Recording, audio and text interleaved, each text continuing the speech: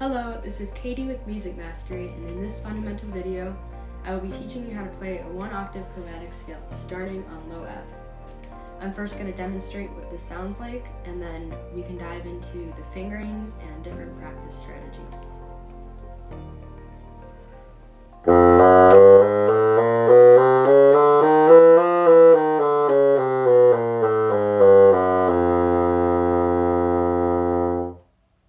So that was my F chromatic scale starting on low F. I now want to go through the fingerings. So starting on low F, it's going to be 1, 2, 3, 1, 2, 3. Your pinky in the right hand is going to be on this key called the low F key. And then your left thumb is going to be on this key all the way to the bottom right called the whisper key. Next we move to F sharp, which is all the same. You just lift up that low F key so you're not pressing it anymore.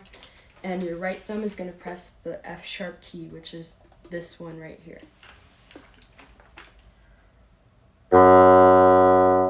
For G, we lift up that F sharp key, so it's just 1, 2, 3, 1, 2, 3, and the whisper key.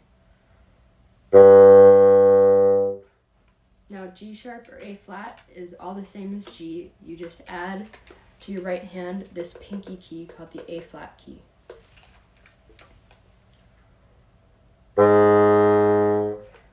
For A, it's 1, 2, 3, 1, 2, and the whisper key.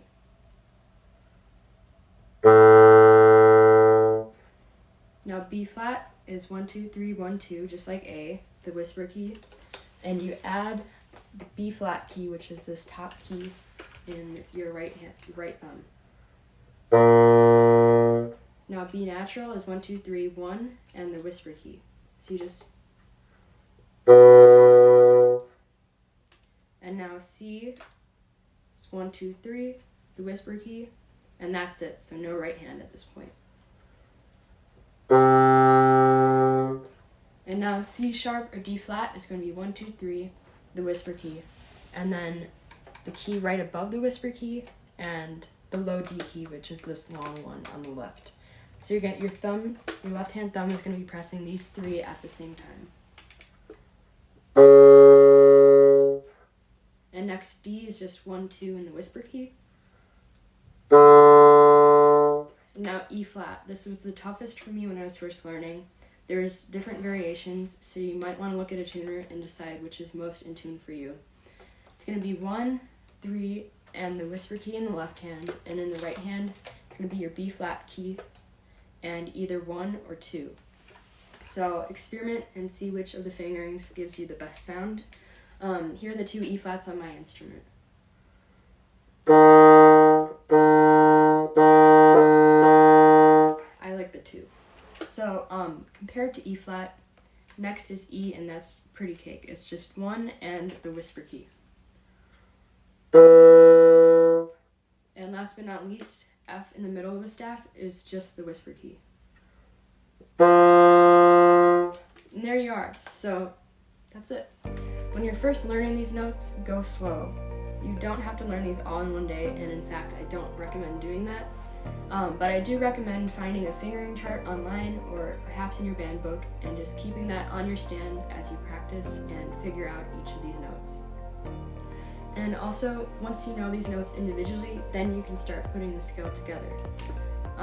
You can try putting the metronome at a comfortable tempo, like maybe 60, and holding out each note for a few beats each, moving up and down the scale at your own pace. Additionally, if there's note connections that aren't smooth or you're struggling with, you might want to isolate those and take time to practice going back and forth between those fingerings. So if you were struggling with C and C sharp, just go slow between those two. Learning chromatic scale and these fingerings is all about teaching your muscles. You're developing your muscle memory, so the more that you practice, the easier it's going to get. That's all for this video. If you're enjoying these videos, make sure that you encourage your classmates to join MusicMastery.band so that everybody can master their parts. Remember, you get 3 requests per month as a member. Keep practicing, and we look forward to helping you master your next piece of music.